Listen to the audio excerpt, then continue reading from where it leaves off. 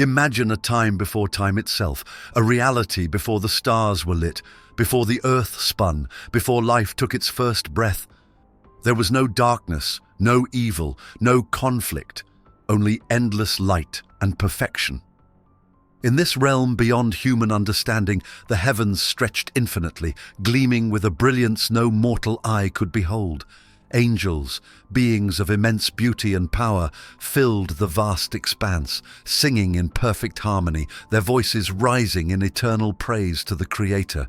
But among all these radiant beings, one angel stood above them all. His name was Lucifer, a name that meant light bringer. All angels were beautiful, but he was the first, greatest, and masterpiece of divine creation. Every aspect of him reflected perfection. His face shone with an unparalleled light, his voice resonated with a power that could silence all creation, and his wisdom was second only to the Creator himself. His presence was magnetic. When he walked among the angels, their gazes followed him with admiration and reverence. His garments sparkled with jewels more precious than anything found on earth. His wings shimmered with celestial light, each feather crafted with divine precision. His brilliance was so intense that when he stood before the throne of God, the reflection of his beauty illuminated all of heaven. He wasn't just admired, he was loved. The angels looked to him as a leader, a figure worthy of honor and trust. He held a title that no other angel possessed, the guardian cherub. This was not a role given lightly. It meant he stood at the closest point to the divine presence, entrusted with guarding the holiest place in all creation. His voice led the chorus of heaven. His wisdom guided the lesser angels. The heavens echoed his praises, and he radiated a light that seemed eternal. He was the morning star, the beacon of divine glory, the living reflection of God's majesty. But this story, the one so few know in its entirety, does not remain bathed in light. For all his perfection, Lucifer carried something far more dangerous than beauty or power: free will. With the ability to choose came the possibility of desire, and with desire came the seed of something the universe had never known: ambition. As Lucifer stood in the sanctuary of heaven, gazing upon the throne of the Almighty, a quiet realization began to form. The light that reflected from him wasn't his own. The worship he led wasn't for him. For all his greatness, he remained second. The admiration of the angels, though sincere, was always directed past him, to the one who created all things. The seed of ambition took root, slowly. Could there be more for him? He was perfect in beauty, unmatched in power, and superior in wisdom. His light shone brighter than the stars. His voice commanded the heavens. Yet the greatest seat, the throne of ultimate authority, was not his. It belonged to another. Lucifer's mind, sharper than any created being's, began to explore possibilities. The admiration of the angels no longer satisfied him. Their respect felt hollow when directed upward beyond him. His perfection became a burden, a reminder that he was the highest creation, yet still a creation. The more he reflected, the more the thought consumed him. The desire for more was no longer a whisper. It had become a certainty. He did not fall in a moment. His descent began long before his rebellion was known. The ambition that took hold of him was silent, a shadow in the brightest of lights. He still led the heavenly choirs. He still walked among the angels.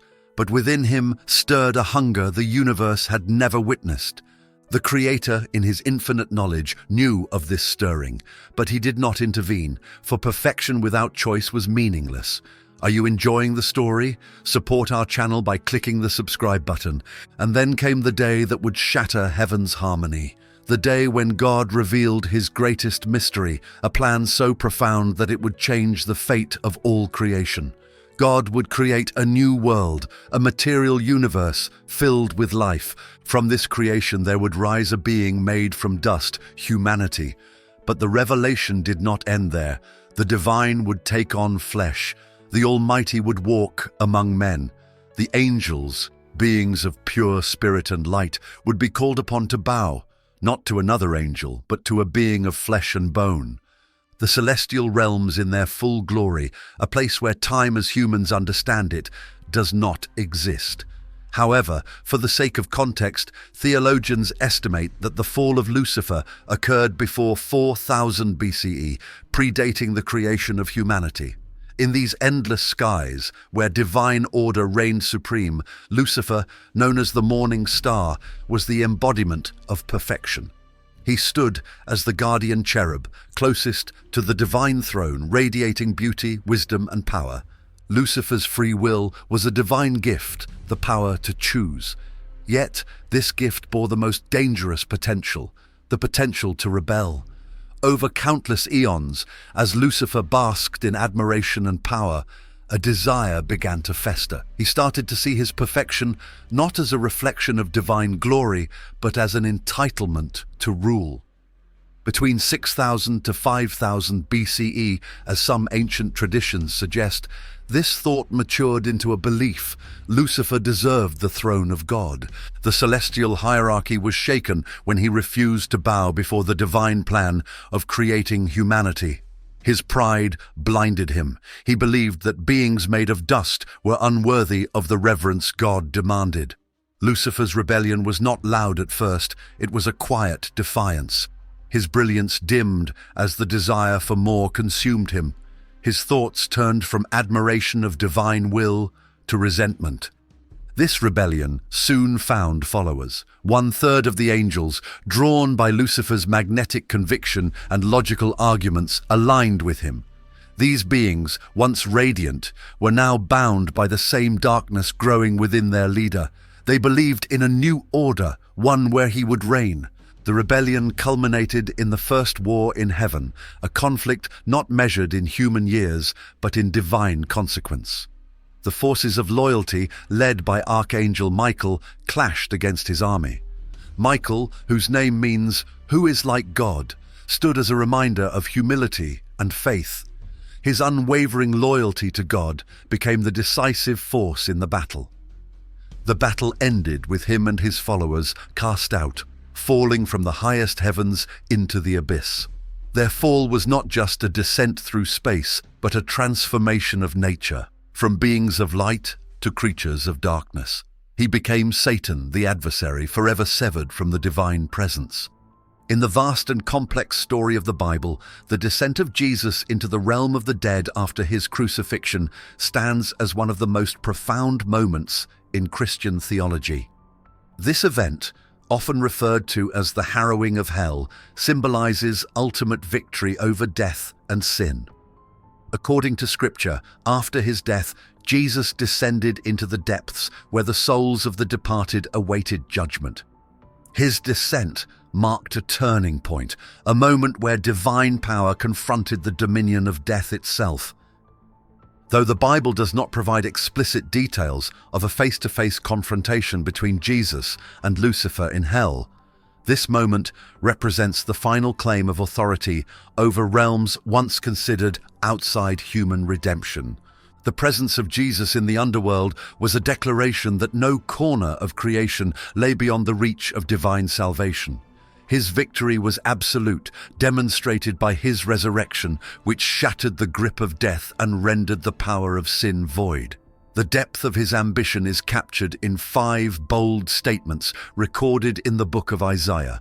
Each statement reveals a deeper layer of his rebellion. "I will ascend into heaven." Lucifer's desire to rise above his appointed place signified the first breach in divine order. Ascension, in this context, represented not just physical elevation, but a spiritual claim to equality with God. It was a refusal to remain subordinate, a belief that he deserved a place among the highest. "I will exalt my throne above the stars of God." The stars often symbolize the angels themselves. Lucifer's intention was to rise in authority above all other celestial beings. His desire was not for partnership or shared rule, but for dominance. He sought a throne from which he could reign supreme, untouchable by any authority, divine or otherwise. "I will sit on the Mount of Assembly." The Mount of Assembly signifies the divine council, a place where decisions of cosmic significance are made. By claiming this seat, he positioned himself as a usurper of divine governance.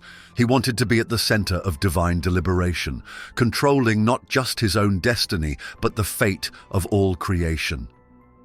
I will ascend above the heights of the clouds.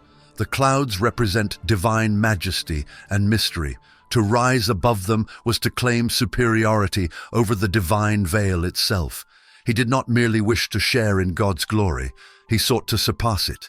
His ambition knew no boundaries, driven by a desire to overshadow even the Creator's brilliance. I will be like the Most High. This final statement is the most audacious. Lucifer aspired not only to power, but also to identity. He wanted to be recognized as equal to God in every respect. The desire to replicate divinity, to reflect and assume the role of the Creator, marked the climax of his rebellion. This was the moment ambition crossed into blasphemy. The consequences of these declarations were swift and absolute. Lucifer's fall was not a mere change in position, it was a complete transformation. From the brightest of all angels, he became the adversary, Satan. His brilliance was replaced by darkness. His influence was now twisted into deceit. The throne he desired became a prison of despair.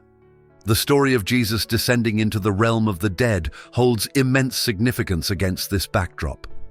Jesus did not descend in defeat, he descended in victory. His presence declared that the power of death, long held by fear and deception, had been broken. Where Lucifer sought dominion through ambition, Jesus claimed victory through humility and obedience. Lucifer's rebellion represented a desire for power without purpose, glory without responsibility. Jesus' victory revealed that true authority comes through surrender, that power is perfected in weakness. The descent into the depths was not an act of confrontation through force, but a demonstration of triumph through love and sacrifice. Lucifer's ambition ended in isolation, a ruler without a throne. Jesus' humility resulted in exaltation, a king whose reign extends beyond life and death. The difference between their stories reveals a truth etched into the fabric of creation. The highest power belongs to the one who serves, and the greatest glory is reserved for the one who gives. In John 12:31, Satan is referred to as the prince of this world. This title reveals the influence he wields in the present age. Although Satan does not rule earth by divine right, his manipulation and deceit give him power over the hearts and minds of many. His reign is not marked by peace or prosperity, but by chaos, confusion, and corruption. He operates in the shadows, weaving lies and fostering division. Satan's role in the world is defined by three destructive actions. Deception is his primary weapon. Through subtlety and falsehood, he distorts truth, leading humanity into misunderstanding and rebellion. He cloaks his intentions behind enticing illusions, presenting evil as desirable and wrong as right. His lies ensnare countless souls, pulling them away from the light. Accusation follows deception. Satan is described as the accuser, reminding humanity of its flaws and failures. He designs his accusations to shatter people's spirits, engulfing them in guilt and shame. He seeks to sever the relationship between creation and creator by emphasizing imperfection and sin. Destruction is the final outcome of his influence. His ultimate goal is to see creation crumble. Through war, suffering, and death, he leaves a trail of ruin wherever his influence spreads. The beauty of the world is marred by his desire to tear down what he cannot possess. The most devastating impact of Satan's fall was his influence in the Garden of Eden. In Genesis 3, he appears as a serpent, a creature known for its cunning and subtlety. Rather than using force, Satan employed words, twisting truth and planting seeds of doubt in the minds of Adam and Eve. His deception was masterful. With carefully chosen words, he convinced humanity's first ancestors that disobedience would bring enlightenment. The forbidden fruit became a symbol of rebellion, promising knowledge and power. When Adam and Eve succumbed, the first sin entered the world. This act shattered the harmony between humanity and the divine. Innocence was lost, and with it came the burden of knowledge, pain, and mortality. The serpent's role in Eden was not merely to tempt, but to introduce a new order, one marked by separation, struggle, and death. The perfect world envisioned at creation was now tainted by disobedience. The one who had first fallen drove humanity from Eden and forced it to face a life of hardship. The consequences of Lucifer's fall to earth and his actions in Eden are far-reaching. The introduction of sin corrupted the human experience. The intended world of harmony transformed into a conflicted place. Death became inevitable, and the struggle between good and evil became a central theme of existence. Despite the darkness introduced by Satan's fall, the story did not end there. Even in the aftermath of deception, a promise of redemption emerged. Genesis 3:15 hints at a future victory, one where the serpent's influence would be crushed.